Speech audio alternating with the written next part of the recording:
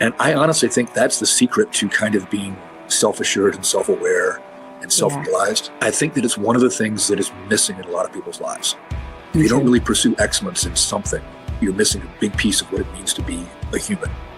A couple things that I think are important qualities to have, and you can have these more or less to a natural degree, but everybody can improve them, is the ability to make the best decision now and act on it if it's a crisis.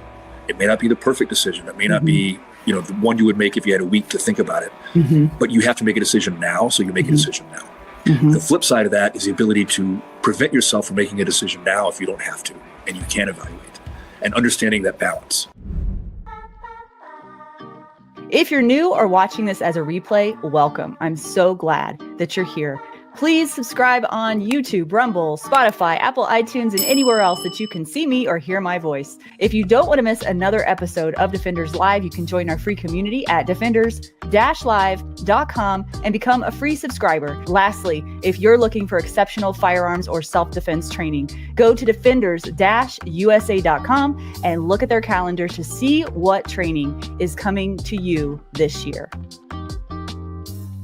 Good evening, everyone, and welcome to Defenders Live. I am your host, Lora Thorson. Our guest, Matt Little, is a U.S. Army Special Forces combat veteran, retired SWAT officer, and master class shooter. And he's also a lifelong martial artist and now a best-selling author of The Way is in Training. His experience isn't just about tactics. It's about the relentless pursuit of excellence, both on and off the range.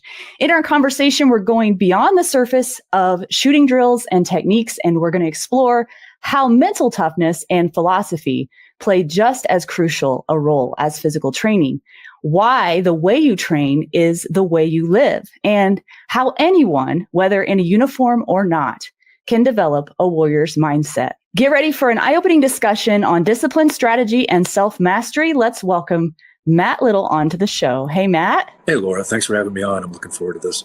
Yeah, me too. This is going to be so much fun. And I told you before the show, the reason I'm so excited about this is I did like a rabbit hole deep dive into you this morning. And the more I watched of the videos of you, the more excited I got and the longer my list of questions got. So I'll try to condense as much as I can, but there's so much I want to ask you. And the reason I'm so excited is because I feel like you encompass the philosophy, this holistic approach to being a warrior or being a leader or being a fulfilled person in your everyday life, right? And as I started the show, and I didn't tell you this before, I started it off as just like a self-defense, quote unquote, gun show, right? And as I trained more and as I learned more, and as I did some personal growth for myself over the last 2 to 3 years, I learned like all of the things that I was learning in physical fitness were applying to my training on the range, and they were applying to my business, and they were applying to my marriage and my family. And so like this self-mastery, for me, and there's like no such thing as mastering oneself in my opinion, but the pursuit of it is what I get so excited about and why this show has evolved into what it is. So I just appreciate you coming on and sharing some of that with us. Well, no, thanks. And it's something that really near and dear to me, like that concept. And it's kind of the way, like, I really honestly think that, and it doesn't have to be the things that I'm into. It can be mastery of anything, right? I mean, if you look at anything you do in life, you can treat it like someone who wants to master that craft, master that pursuit, that skill set. And I honestly think that's the secret to kind of being self-assured and self-aware and self-realized. I know this sounds kind of, left-leaning, tofu-eating crystal, but I do think it's true, right? I think that it's one of the things that is missing in a lot of people's lives. If you don't really pursue excellence in something, you're missing a big piece of what it means to be a human, I think. And I also think that mastering anything bleeds over into everything else. I totally agree with you. Yeah. And so I guess maybe, I don't know if a good place to start would be like maybe putting a little bit more context and even definition about what exactly we're talking about. I wrote a headline here, the holistic development of a warrior, and it sounds like really good on paper. But what I'd like to do is, first of all, like define a warrior, because like you're a dude that's done so much in your life. You've been in law enforcement, you've been in special forces. And I think that when people look at people like you, sometimes as civilian, I'll just speak for myself, it's like, yeah, that guy's a warrior. Obviously, he's a warrior. But I don't think people can see themselves that way, like in their own lives. And to me, life is a battlefield. I mean, I really believe that. Like, whether it's like a literal combat battlefield, there's a battlefield going on in your mind every day of your life, and if you're a business owner, that's a different type of battlefield. So, the Japanese say business is war, right? I mean, I think I think that strife and struggle is kind of a universal part of the human condition.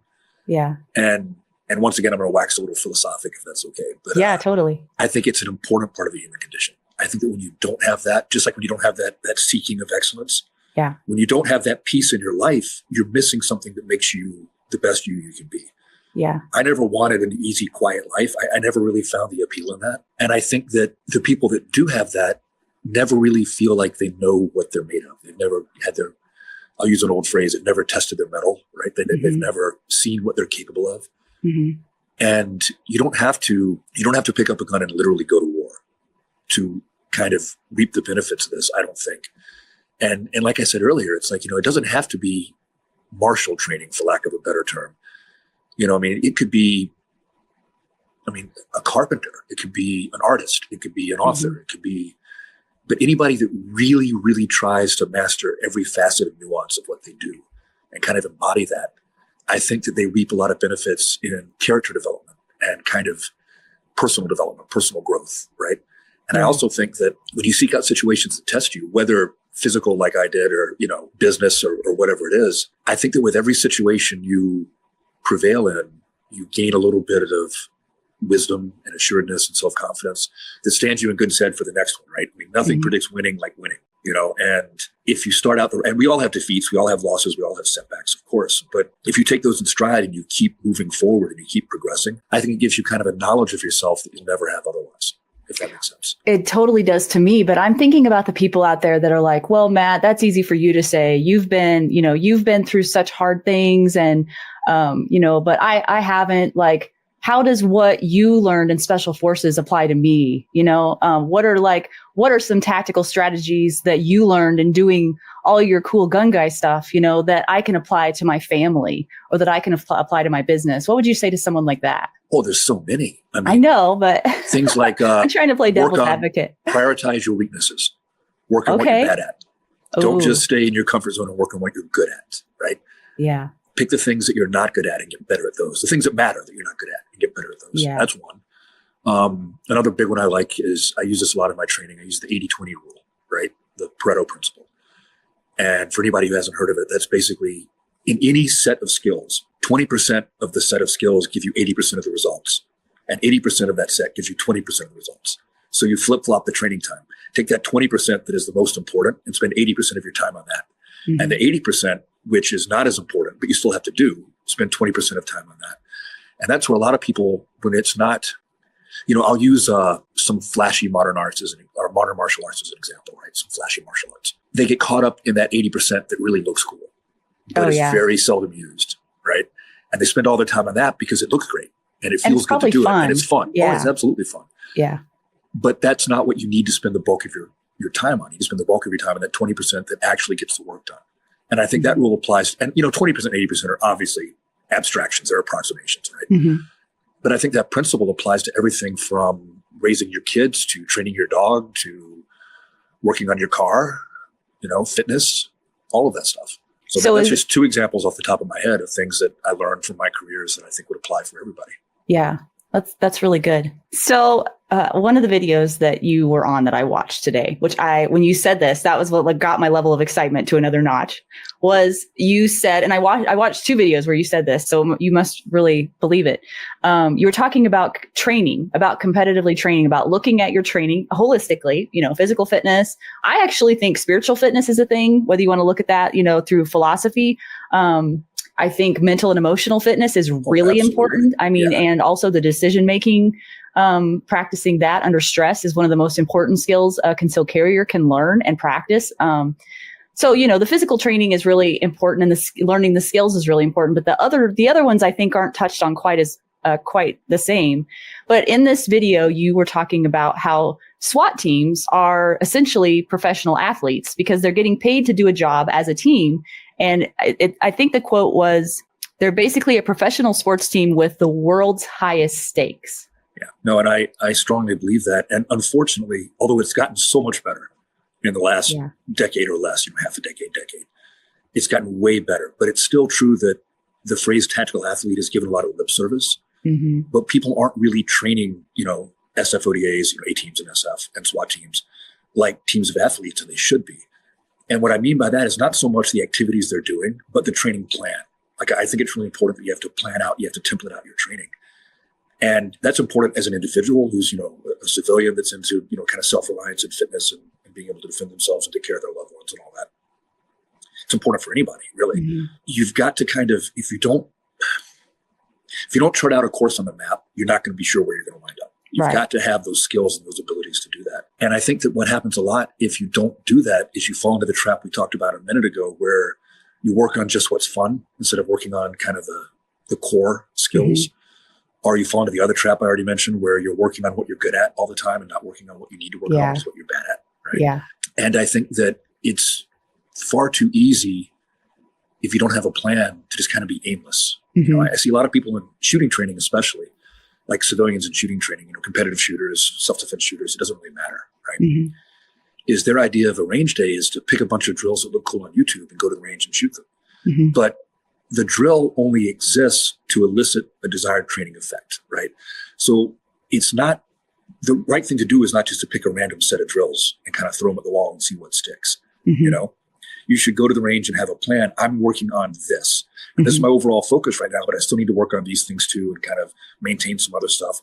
But my focus is this. What drills do I need to do to elicit that desired training response? And if you look at that for fitness too, it's the same thing, right? That's what I was thinking of. You've got to figure out, what are my weaknesses and what am I good at? And what do I need to prioritize and work on? And what is my plan to get me where I want to be 6 months from now? Because especially in fitness, you need that ebb and flow of building up to a peak and then kind of letting yourself deload a little bit and building back up. You got to plan that out. It shouldn't be just random. Right. And if you actually want to get to the next level, no matter if it's in the gym or on the range, it has to be deliberate. It takes a lot of work. It's not something you're just going to accidentally show up and be good at something. You know what I mean? Both of those things are in that department for me anyway. Deliberate, intentional practice. Right. Mindful practice. Deliberate, mindful, intentional practice. Ooh, let's get into the mindful thing when you're done with what you're saying there. No, I was just going to say that that is the ability to practice is a skill. And it's a skill you need to develop if you want to be good at things in your life. And once you develop that skill, it carries over into everything you're trying to learn.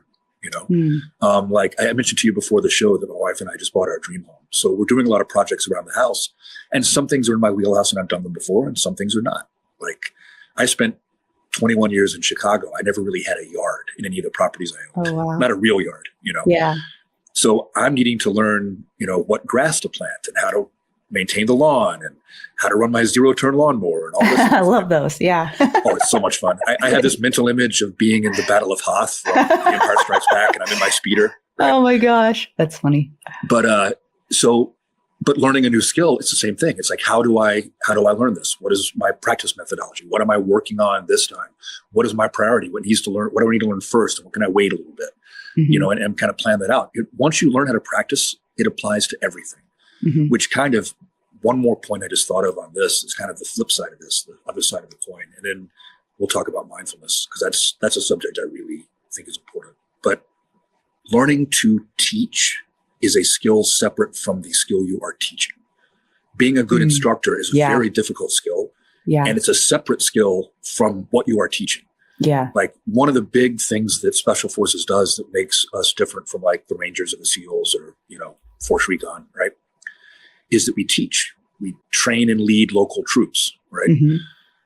So you have to learn to be a good teacher. There's a language barrier. There's often a skill barrier. There's a motivation barrier.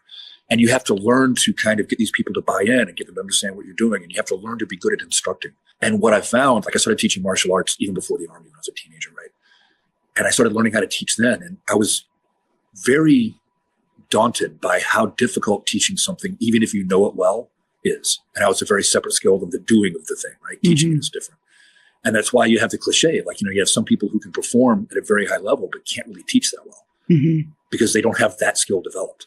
But just like the skill of the ability to practice well, the skill of practice, the skill of instruction carries over to other topics. And I found that in special forces because, we couldn't be masters of everything we had to be conversant in. There's too many different skills, right? But we had to teach a lot of the things that we weren't necessarily masters of to these foreign troops.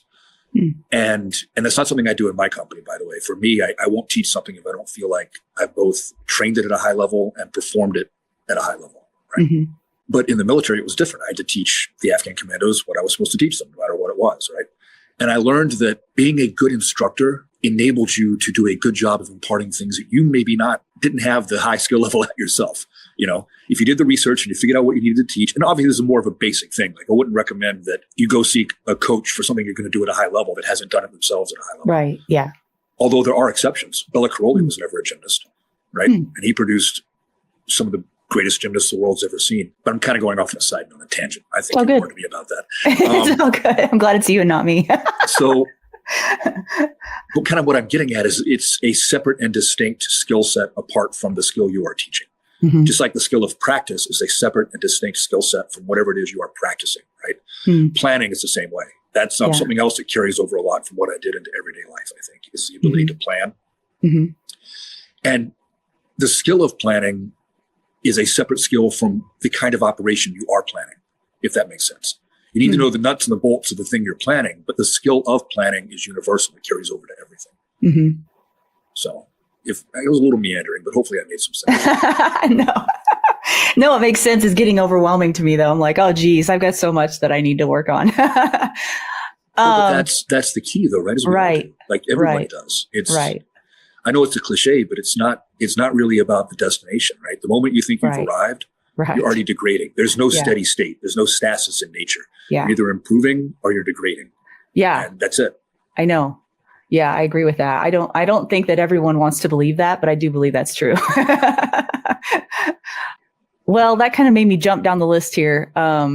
Because mindfulness and mindset, those are two different things a little bit, I think. But what I was kind of thinking about before when we were going down that path was, I think that the word mindset is also an overused term. It's kind of like situational awareness in our self-defense space. It's used a lot, but rarely really defined. So I'm curious. It's becoming kind of a buzzword. It is. Yeah, it is. It's in the personal growth space. And now I think in the self-defense space, also the mindset. In your book, you talk about time pressure, harnessing emotions. And I talked about how important I thought that was also, and building willpower in order to prepare yourself in high stress situations. I'm wondering from your experience, what are some of the most effective techniques that you've learned in the area of mental toughness? And can you define what that means and how someone can integrate that into their daily routine? So, yes. And so for me, mental toughness is kind of will. It's just willpower, right? And even not giving up, not quitting. It's a little more nuanced than that. I mean, that's part of it. That's certainly part of it, right? Okay. But one of what I think the failings of some of the military training I've been through, not so much the special forces training, because they had a pretty high failure rate. But some of the other programs were basically, if you don't quit, you're going to make it, as long as you pass the minimum standards and you don't quit. And SF is not like that. But I think one of the weaknesses there is that you're indoctrinating people to believe that if they just go through the motions, they'll prevail. And I don't think that is something you want people to think, right? It's more than just going through the motions. Although there's always a flip side, right? There are times when going through the motions is all you can do, and it's better than not doing anything. Right. There are times when, you're waking up and you're trying to get a workout in before something you're going to be doing all day. And all you're doing is moving the dirt because you just don't have it, but you move the dirt. Yeah. But that's not what I'm talking about. What I'm talking about is that high stress, like dangerous or crisis situation where doing the minimum isn't going to cut it. Okay. So I don't want people to think of it as just this, I'm not going to quit. It can't be just that. It's got to be, I'm going to do what I need to do no matter what. Which means keeping your brain engaged, it sounds like. Yes. Okay. And that's not so much a mindset thing. That goes back to the mindfulness. So we'll circle back. Okay. So like the mental toughness part, right? So willpower is, I'm going to do what I know needs to be done, no matter what else, no matter how much it hurts, no matter how tired I am, no matter what the cost, it needs to be done. I've already decided it's got to be done. So I'm going to do it. There's that. And there's also, you need to have a controlled and tempered aggression, right? And this is for everything, I think. But it's not a kind of aggression that makes you make mistakes. It's not emotional. It's very kind of almost calculating. Yeah. Composed is a good way to put it. That sounds better than calculating. I don't want it to sound like a serial killer. That's not right. Composed, like a very controlled, composed aggression. But it has to be controlled, because if you let that go too far, then you start making foolish decisions and you're too aggressive and you make mistakes as well. But if you rein it back too far, now you're not being audacious enough. And now you're going to be hesitant. You're going to be overanalyzing and waiting to make a decision. A couple things that I think are important qualities to have, and you can have these more or less to a natural degree, but everybody can improve them, is the ability to make the best decision now and act on it if it's a crisis. It may not be the perfect decision. It may not be, the one you would make if you had a week to think about it. But you have to make a decision now, so you make a decision now. The flip side of that is the ability to prevent yourself from making a decision now if you don't have to, and you can evaluate. And understanding that balance, right? So in order to be able to make a decision now, I'm writing down like notes frantically here. In order to be able to make a decision now in that lane of composure that you're talking about, I believe you have to really know yourself very well. Yes. You have to know your strengths and weaknesses. You have to know, and to a degree, of course, it helps if you have intimate knowledge of whatever it is you're dealing with. Sure. Right? Whether it's a firearm situation, a fight, whether it's, a financial situation, whether it's a legal situation, right? It helps to have intimate knowledge and deep and broad knowledge of the subject matter. However, I think that the ability to do that decision-making does carry over as long as you're honest with yourself about what you don't know. You don't want to fall into the trap that they get so many educated and intelligent people where they think that because they're experts in one field, they're experts in all fields, because that's just not the case. I think it's hard to overestimate how important the ability to make a crisis decision based on logic and reasoning and all the available data you have is, when it has to be done now. Most people that I've come across, I would say more people than not on the gun range, just in my experience training, have the tendency to not act. They have the tendency to hesitate. I wouldn't say freeze all the time, but definitely hesitate and not take action when action is needed. And when I first started training, I had that tendency too. And I'm not saying it's trained out of me, but I'm much better than I used to be.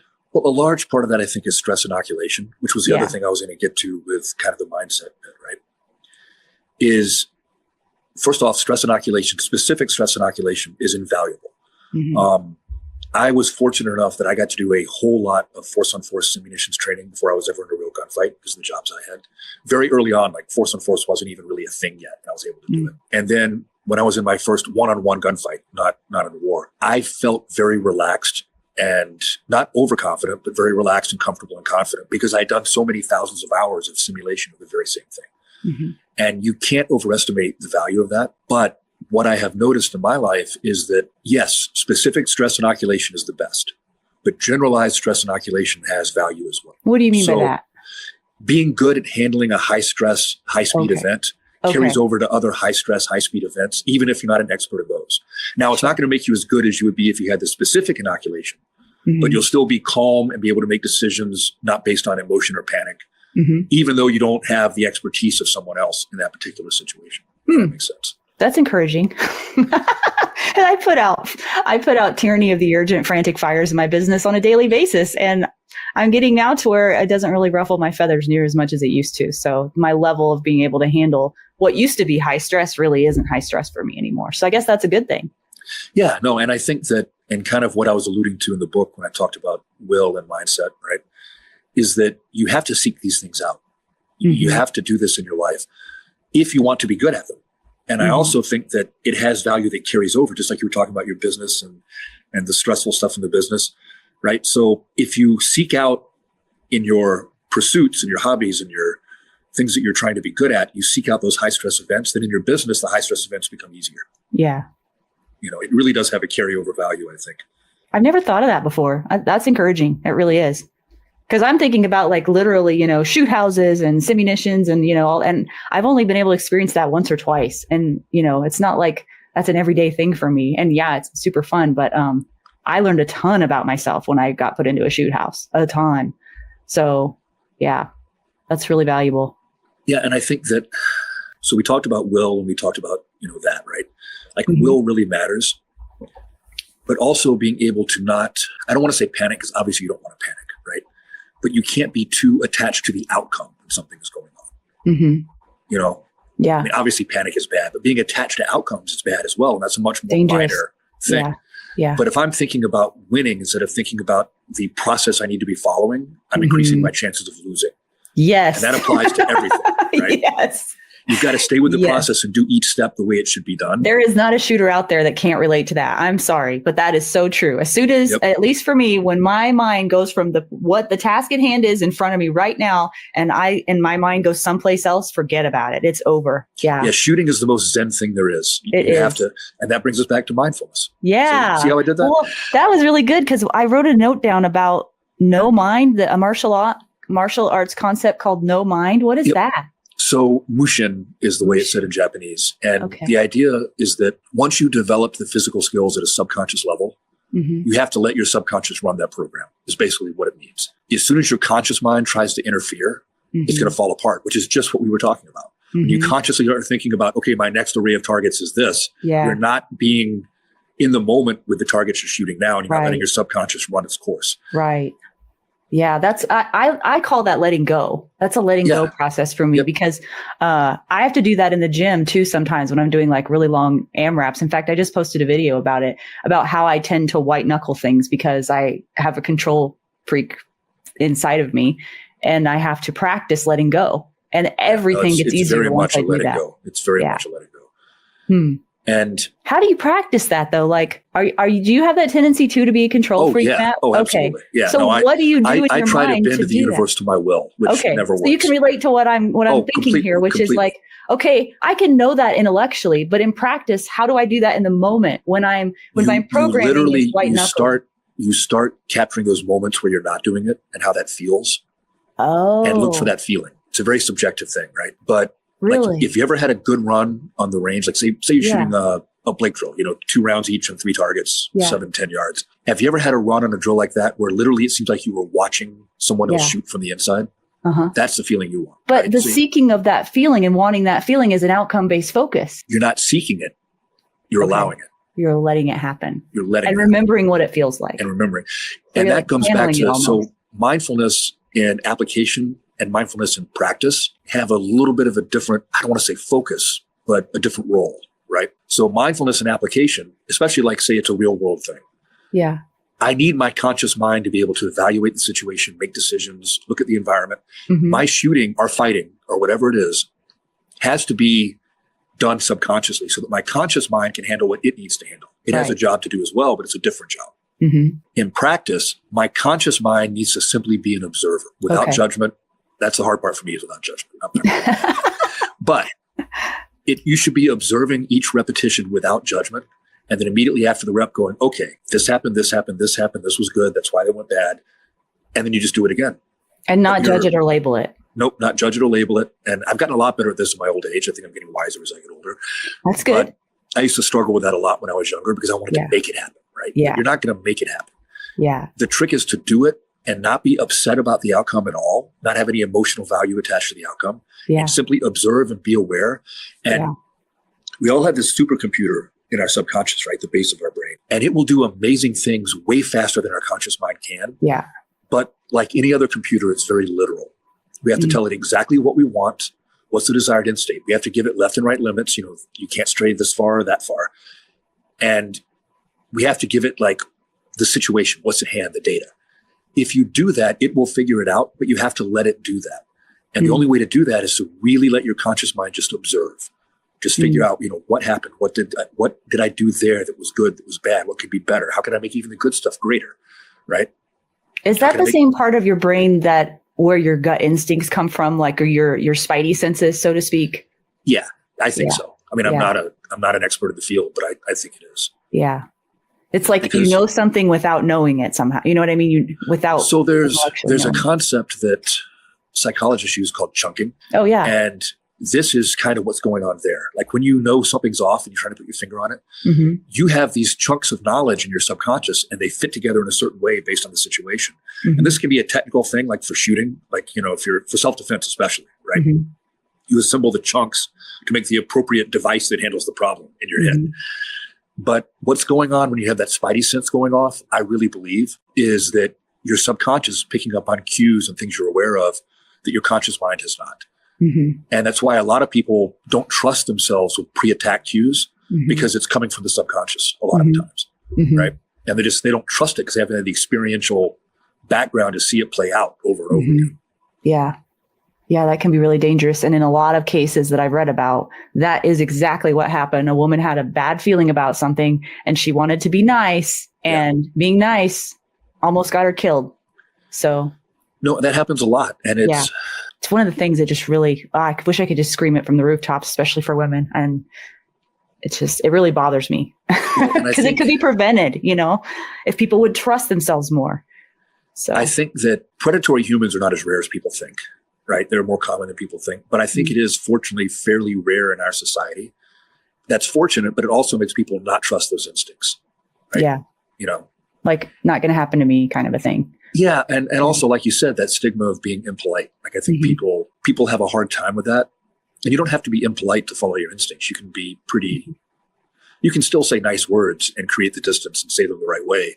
And they know you're not a victim. And I think we're getting off on a whole nother topic now. But that is all the topics. that is something I think that is really, really important for any sort of self-defense practitioner, right? It's that ability to learn those cues and react to them appropriately and be able to discern them. Those pre-attack cues are vital. And like it's different for me because I spent my whole life seeing pre-attack cues, in both jobs. But most people aren't exposed to that. Right. With that kind of frequency. So they feel it. Like, you're, like you said, you get the spidey sense tingling, you feel it, but they don't trust it. And I honestly think I was having a long conversation about this with a good friend of mine. He's a national champion shooter. He's now a cop in Florida. He was IT for 20 years, did a bunch of startup companies, and now he's a cop in Florida. That's funny. Yeah. Does Brazilian jiu-jitsu. He's a really good dude. That's cool. But we were talking about this and about how there's not enough decision-making training for civilians. And don't get me wrong, law enforcement does not do as good a job as it could with it, but they're still exposed to it a lot. And then you get that experiential training, that on-the-job training with it. If you work in a busy city, you're evaluating this stuff constantly all the time and you get really good at it. Yeah. And it's such a vital skill. Hey, I just tied this back into mindset. I know. Yeah. So you've got to cultivate that. Yeah. And as a civilian, the only way you can do that is to find some training that has that decision-making process, right? And there's some really good classes out there like managing unknown contacts and things like that. Chuck Haggard? Yeah, Chuck's a good I love legendary lawman, Chuck. Oh, yeah. I love Chuck. Yeah, me too. Chuck's a good friend of mine. Is he? And like that is something that you need as a civilian. Yeah. You need that.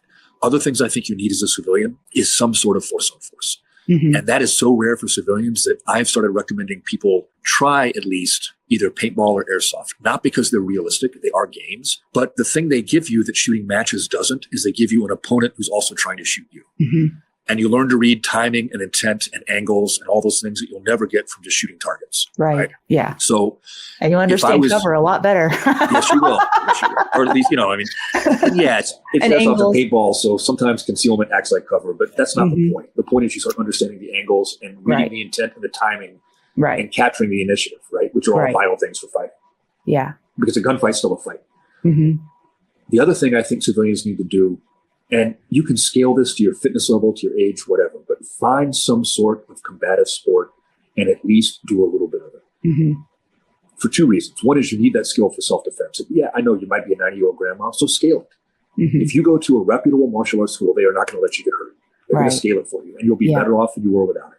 Yeah.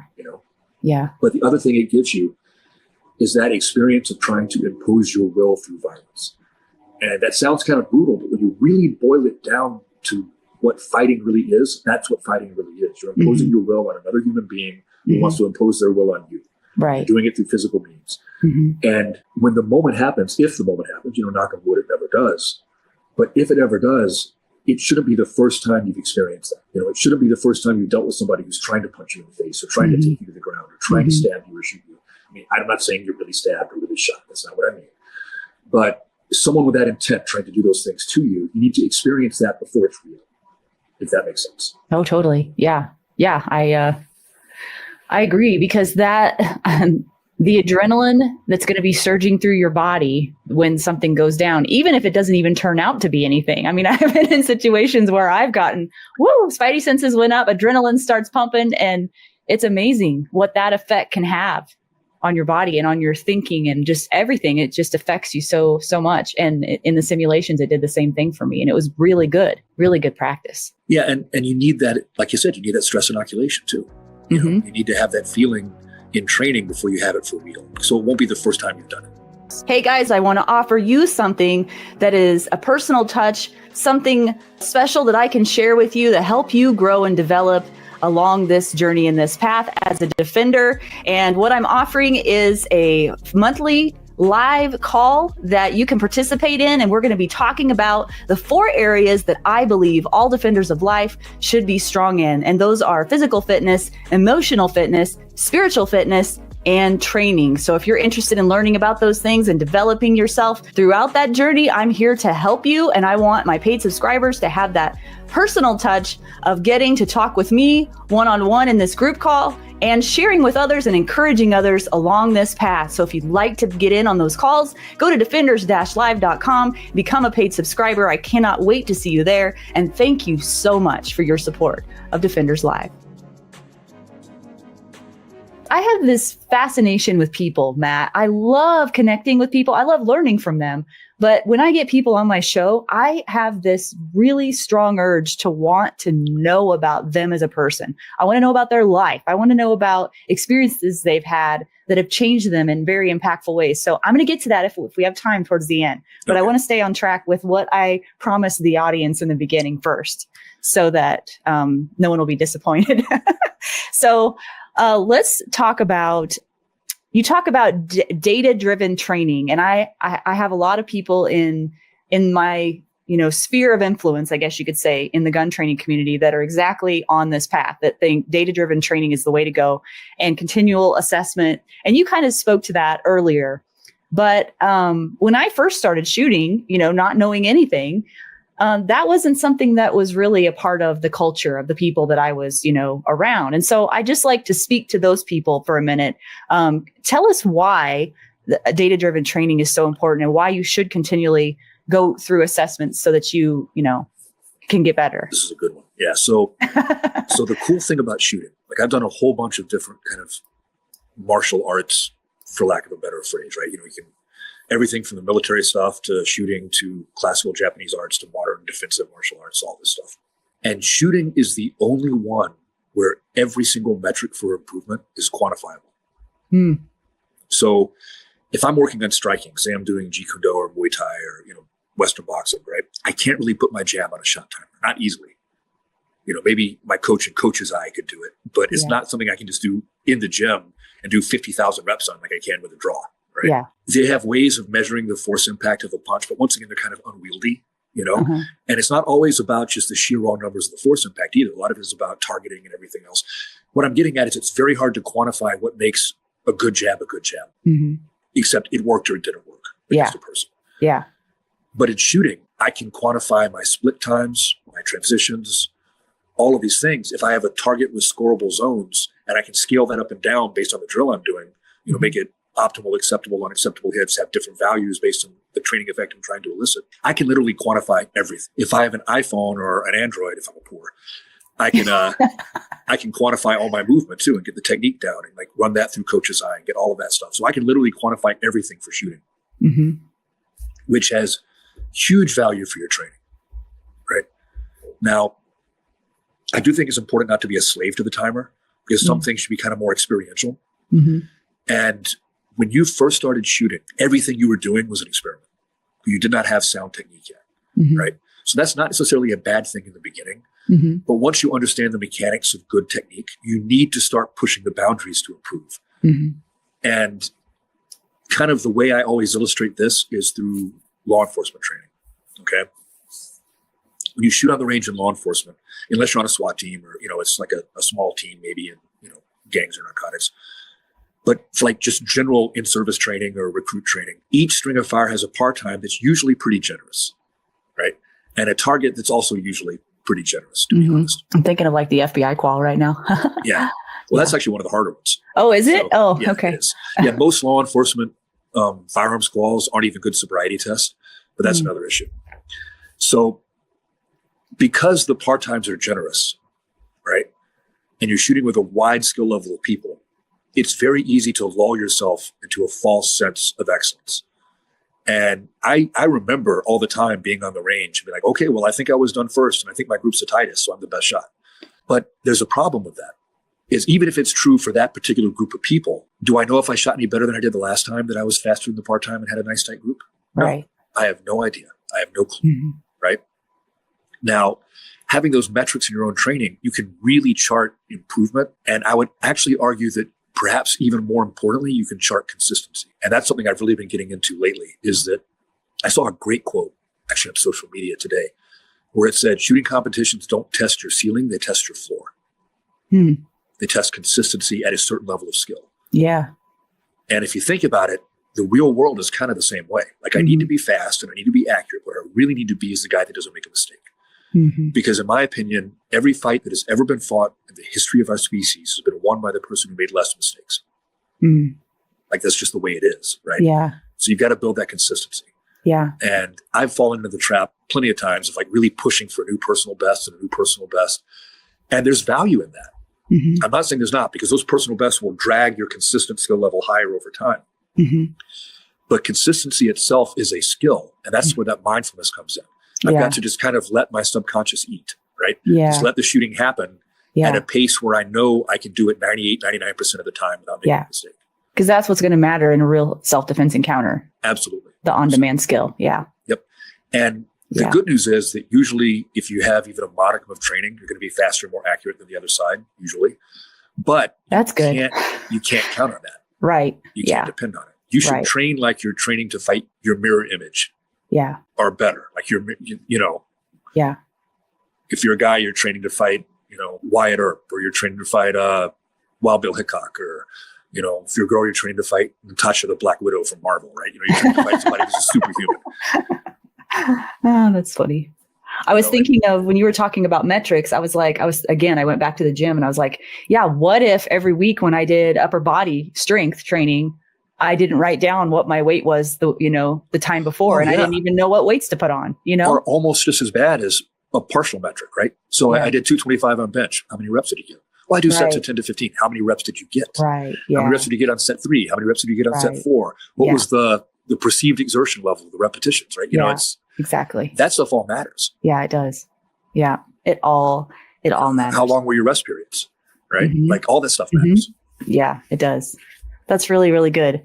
I want to talk a little bit about adaptability, because I think in every facet of life, my belief is that adaptability is one of the most important characteristics that a person can have. And I think part of being good at adaptability is being honest with yourself about where you are and where you want to be and not making excuses about it. And then also being flexible enough to roll with the punches when things don't go the way that you want or the way that you plan. So I would argue that's resilience. Resilience. I would categorize that as resilience. Okay. And not that that's not important. I think it's really important. But I think like those two things are more about resilience than they are about adaptability per se. Okay. But I think you're onto something about adaptability. And I think you just gave me my next blog post topic, actually. Yay. So we talked about chunking earlier, right? Building these little building blocks of skill that you can then assemble to handle any certain problem. I know a lot of people in martial arts and in shooting do like a certain set group of drills. They do a certain set number of kata for classical martial arts, or they do a certain set number of drills for shooting. And that's pretty much all they do. They might play around a little bit with other stuff, but the bulk of their training is those things. And they don't put them into unfamiliar orders or situations or ranges or unfamiliar challenges, right? And I think that when you do that, you become really, all right, so we're going to take a shooting sport that I really like. I really enjoy the shooting sport. So I'm not knocking it. So please don't give me hate in the comments. I love shooting it. Okay. That's not what this is about. We're going to take Steel Challenge. Steel Challenge is the same 8 stages every time. Yeah. Right. And like I said, I love shooting it. I'm planning on shooting it a lot more this year because it's a lot of fun. And it builds some really good skills. But if all you ever do is those same 8 stages, you become very, very good at those same 8 stages and not adaptable to other things. So I think for adaptability, you have to have, and this is where it gets kind of tricky, right? Because you have to have, while having a plan that is not random for improving your skills, you need to randomize within your training the order and type of the skills to a degree that you're doing.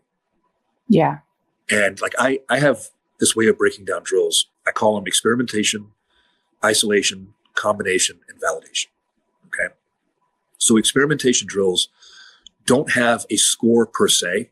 They're about finding out how technique applies for you the best. Because everybody's technique is individual. Like I am basically the missing link. I think I have a lot of Neanderthal DNA. My thumbs don't oppose, right? My hands are the size of flippers. I can swim through air. My wife is 5'4" and has little Smurfette hands. They're very cute, like she is. She is a phenomenal shooter, but her grip looks nothing like mine because her hands are nothing like mine. Yeah. You know, I'm well over 200 pounds. She's 100 pounds lighter than me. Like, it's not going to be the same.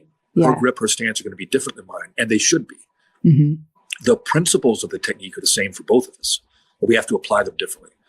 So experimentation, and I wish people did more experimentation in their training, and I wish I had done it more before I was 50, because it would have gotten me a lot better a lot sooner. But we're afraid to. We're afraid that we'll get on a wrong turn or down a dead end if we experiment. But actually, we hold ourselves back trying to imitate other people, imitate the outward appearance of their technique. Right? Yeah, yeah. So that's experimentation. Isolation is where once you figure out what technique you think is the best for you, you grind it out. Isolation is build drills, it's blade drills, it's 2-shot draws, it's 4 aces, draw 2, reload, shoot 2. Like, it's all those things. The other secret sauce that a lot of people don't do is combination. So combination work is where you build that adaptability. Okay. And like, kind of the best way to articulate it is you take a more complex shooting skill that you can run 3 to 5 different ways. Like, you build like a little mini stage, and I can start here, or I can start here, or I can start here. I can run it in this order. I can shoot these targets first or those targets first. I can throw a reload in, right? Where you can vary it up. And then I run each of those 3 to 5 different ways, no more than 3 to 5 times each. And I'm trying to stay in that mental zone where the shooting is subconscious. And that's how you build that adaptability, that ability to assemble those chunks of skill that you built in the build drill or the Blake drill or your reloads or your movement drills. And you build those chunks together to handle a bigger shooting problem. And you give yourself more and more complex shooting problems. And what you're looking for is not a personal best on any one thing. You're trying to see how close you can stay to your baseline and not make a mistake on everything. Does that make sense? That sounds like way more fun than the isolation drills, because I've done isolation drills just where they just make me, I'm just like so over it. So the combination is where it's at for me. That's where I would have way more fun. Well, and you need both though. Like, I know. Well, I mean, until you get to a certain point, like, yeah. Like, do you know who Eric Graffel is?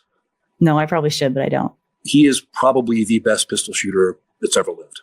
Wow. Like, he's really amazing. He wins, any match he goes to, he wins the division he's in. He's from France, which I won't hold against him because he's really good. I'm kidding. Please don't leave nasty comments for me in the comment section. But he does pretty much all combination work now. But he's also the best shooter in the world. Yeah. Right? So he doesn't need the isolation anymore. Yeah.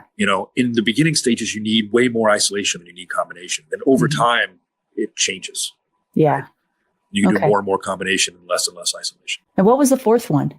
Validation. That's a test. Okay. Yeah. That's confirming. Okay. Yep. And you've got it's important to test and retest on a regular basis. Test, change a variable, retest, and see if you improve. Which somebody who was on the show, I can't remember when, it just popped in my head, said that it might've been Tim Herron. I don't know for sure.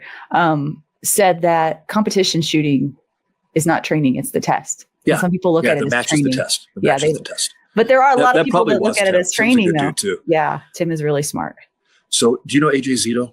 Yes, I love AJ. Yeah. So I got to tell this story. Okay. They're probably going to send me nasty DMs, but I'm going to tell it anyway. So they were both staying at my house. And I looked at them and I said, you do realize that the three of us are the cast from Lord of the Rings, right?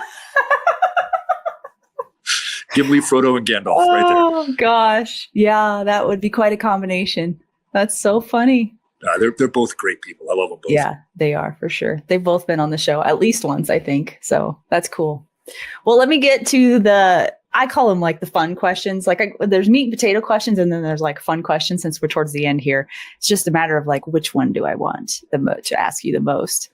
I know. experience in my life that changed it or something like that? Yeah, I love people's stories. I don't know. Stories are just where I it's can tell at you for what me. started me on this whole path. Well, sure. Let's start with that. Okay. So when I was a little kid, I started martial arts at a really early age. Right? Like we lived in Japan briefly when I was a kid. I think I saw something there that got me kind of enamored of it. Right.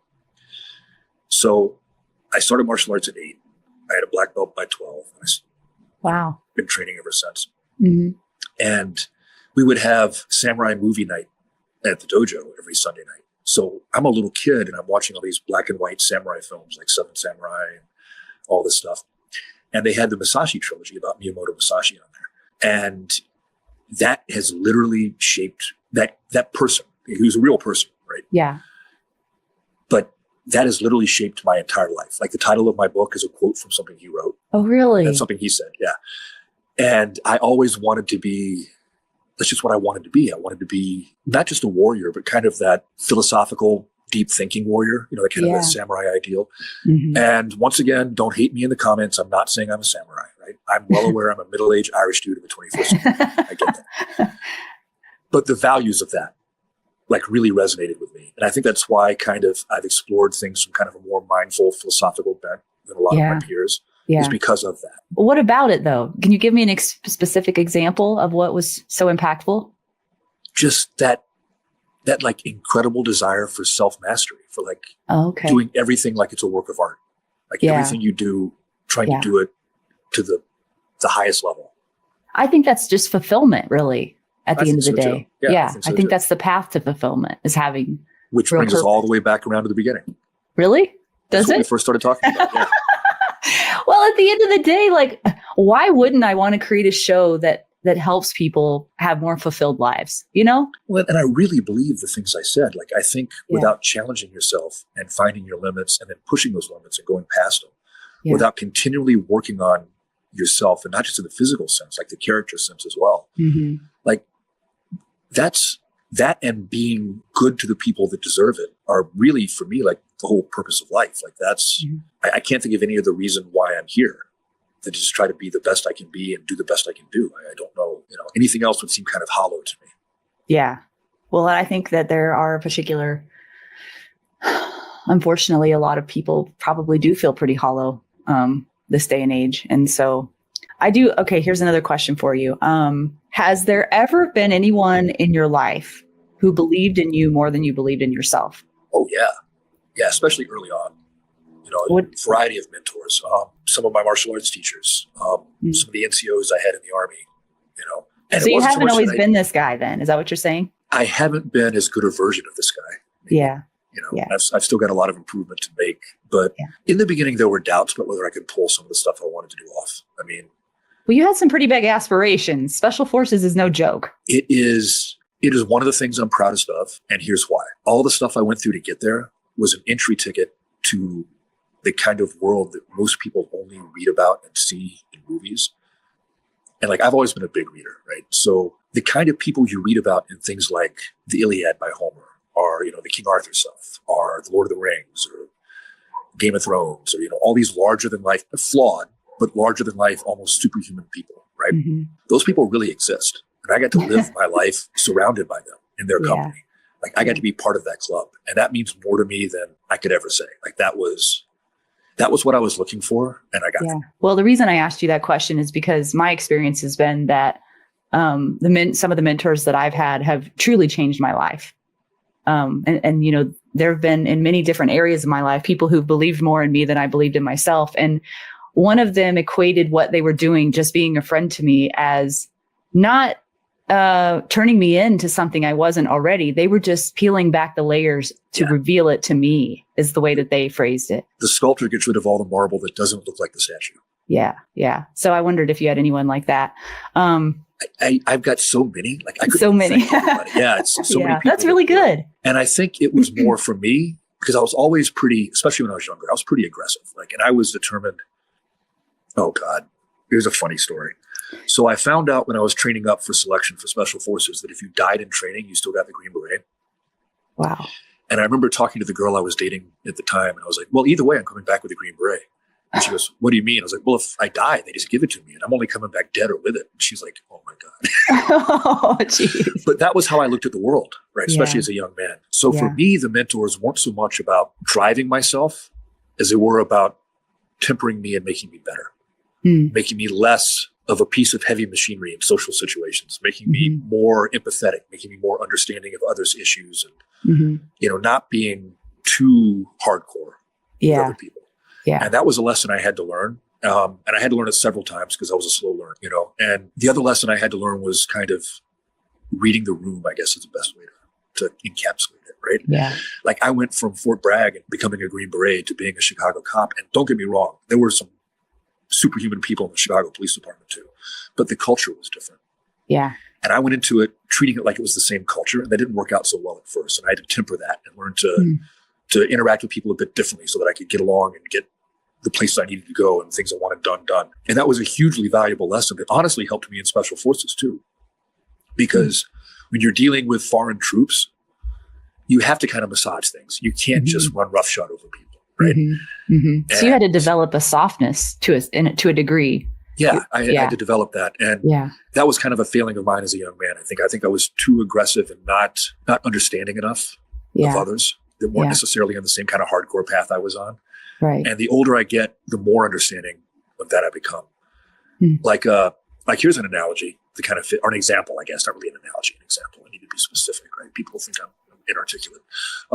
So you know how a lot of people will people that have never been in the military love to put on body armor and battle belts to go shoot, right? And there was a time where I was very critical of that. I'll be honest.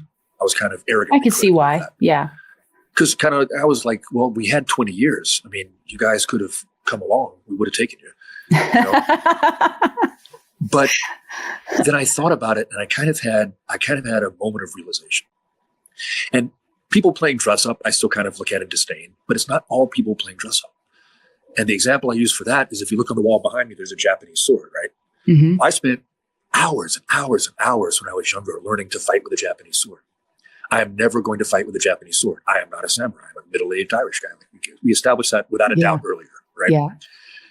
But it was important to me as a martial art, kind of a path of self-awareness, self-mastery.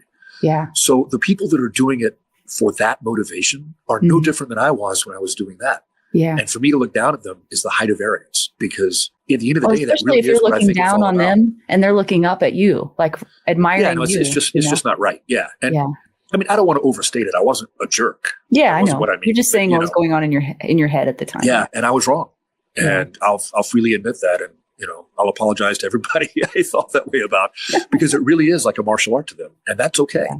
There's nothing wrong with that. Yeah. So then, I'm debating how long to go here. One of the things I wanted to ask you, depending on how the interview went, because I can always tell by the end of the interview if it's okay to ask these kind of questions or not. But I'm curious, I guess I'll say this first. One of the things that I consider to be a trait of a strong person isn't how big their muscles are or how well they can shoot or any of that. The people that I look up to the most, and it's even more impressive in the big, like strong, muscly people, I guess. But the trait that I value the most in someone is their humbleness, their ability to serve others, and most importantly, the people who can admit their weaknesses. So I'm curious what you consider your biggest weaknesses are right now that you're still working on. I mean, I will always fight with being overly aggressive and trying to force things to happen. Yeah. That's a constant battle that I have to work on. Yeah. I don't want to say, I think I've come a long way, like we just talked about a minute ago, about kind of being able to give people, not everyone is on the same path, and they shouldn't be, and that's okay. Yeah. There's nothing wrong with that. And the older I get, the easier it gets for me to really, truly embody that, not just kind of give it, academic lip service in my conscious mind. And that's something that I always try to work on as well. But yeah, the biggest one is aggression. That's the biggest one. And aggression can be a very powerful tool when it's channeled, but can also be a big weakness. Yeah. And thinking that you can rely on aggression when you need to just let things happen is a big failing of mine. And that's something that I'll have to work on that till the day I die. The thing that you said about letting people, run their own race kind of a thing, or not judging them for the path that they're on, I think that's really valuable too, because what I've learned is that actually if I'm open-minded, I can really learn something from almost anyone. Oh, absolutely. Yeah. And that's something that I never want to lose sight of that. And there are times where I have. Yeah. And that kind of ties into the other two failings I just talked about. So yeah, that's something that I'll probably always have to continually remind myself of, but it gets easier to remind myself of it as I get older. Yeah. But that's one of the valuable things about getting older, though, then I suppose, is some people do actually get wiser as they get older. I think a lot of it too is, how can I articulate this? Because there's a fine line here, right? Mm-hmm. Like, you should always be proving yourself in one sense, because you always should be testing yourself and challenging yourself. Mm-hmm. But there comes a certain point where you really don't have anything to prove to anyone else anymore. Yeah. And I think, totally get that. And not from a place of arrogance. That's not what I mean, but just you are who you are, and you're comfortable with the fact that you're imperfect and that you make mistakes and that you're not the master of everything, right? And you just summed up the last 3 years of my life, like in 3 sentences right there. Well, and it's very freeing too, right? Like, it's like, I'll freely admit that I make some foolish decisions sometimes. I make some very spastic mistakes, right? Like, that's just the human condition. None of us are perfect. We're not superhuman. Yeah.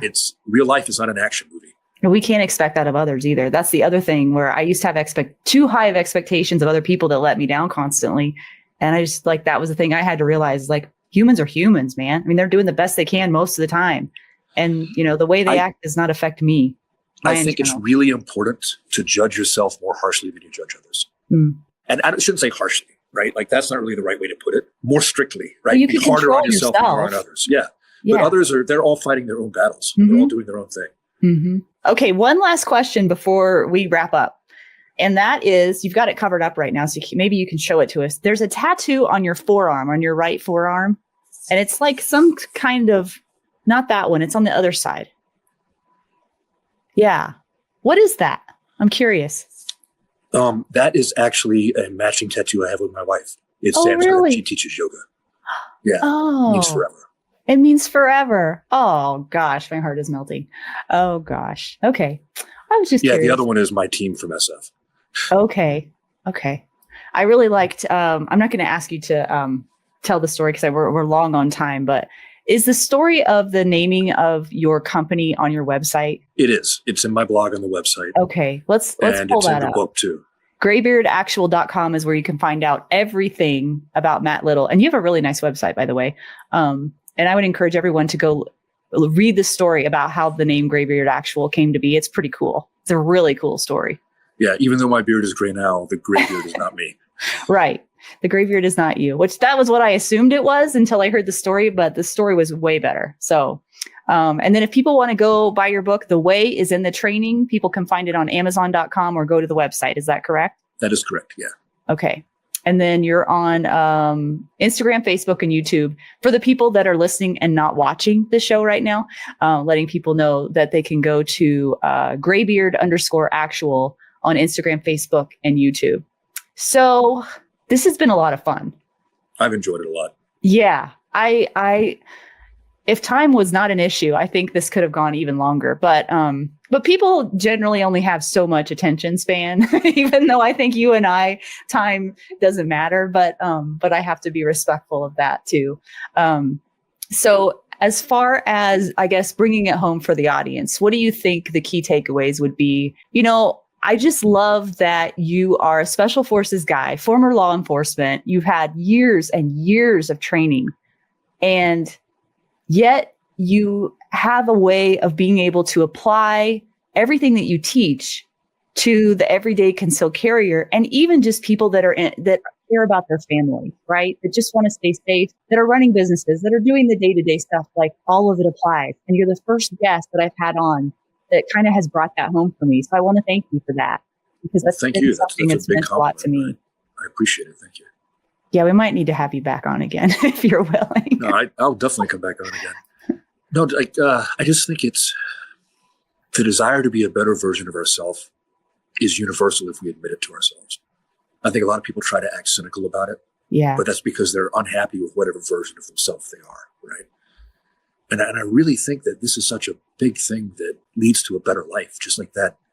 And like I said, it doesn't have to be this stuff. It could be anything. It could be pottery. It could be, painting. It could be just working on motorcycles. It could be whatever. But mastering a craft, like really diving deep into it, I think that it gives you lessons you can apply to everything in your life. And especially like we talked about earlier, like a craft that involves like high stress decisions with high stakes. That definitely carries over into those bad moments that everybody has, whether it's, a loved one being sick and going to the emergency room, or a business crisis and you got to deal with stuff in the office. But that stress inoculation, I think, carries over, that ability to make those decisions and kind of form those chunks of action or data like we talked about is universal, I think.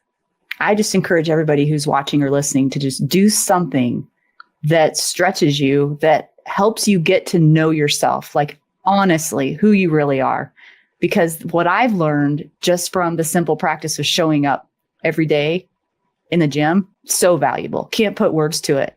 And the byproduct is I'm getting stronger. Like it's not even about, getting stronger anymore. Yeah. It's all like this mental exercise of showing up. The journey is the destination. Exactly. Yeah.